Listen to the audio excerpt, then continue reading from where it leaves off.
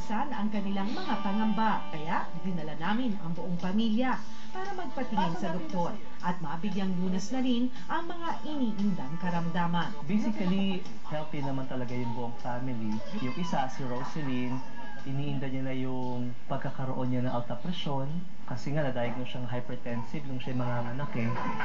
Nasa lahi niya kasi. Okay, so may maintenance na siya.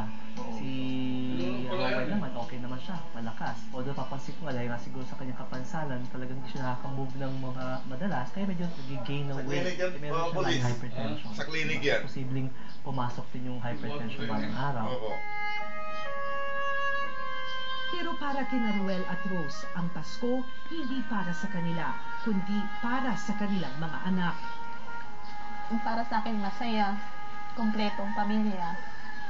Ganun para sa pero kasi hindi ko kasi hanggang lumalaki ako, hindi ko talaga naranasan nag-aano kung puro kami hiwalay-hiwalay eh.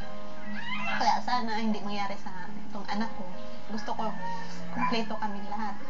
Pareho kami malulusog. Lalo na yung asawa ko, hindi magkasakit dahil siyang naghahanap buhay sa amin eh. Hindi na importante sa akin may handa o ano, yung material na bagay.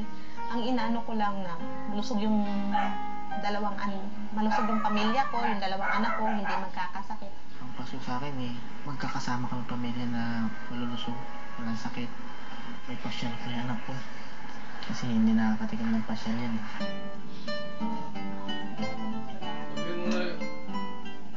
Kaya hindi na namin sila binigo.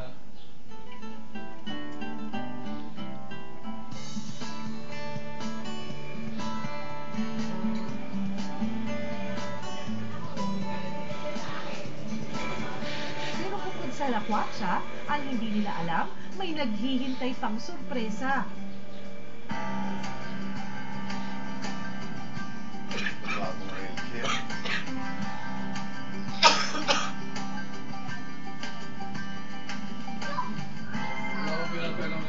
Hindi na ako matatakot na pumunta sa malayo dahil maganda na po yung gulong. Hindi na po kagaya ng dati na parang alanganin na pumunta ng malayo. May baka maabutan ako doon. Baka hindi na ako makauwi sa amin.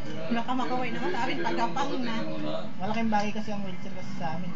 Kasi ito yung pinakapaan namin. Kasi kung may pupuntahan kami, may wheelchair ka ang sasakyan, kung saan ka mo pumunta, kasama yung pamilya, at least may papasyal mo na. Mahina at pilay man ang mga paa ng ilaw at haligi ng tahanan. Wala naman kasing tatag ang kanilang pagmamahal para sa isa't isa at sa kanilang pamilya. Saludo kami sa inyo, Ruel at Rose. Dahil sa inyo, wala kami bagong wheelchair.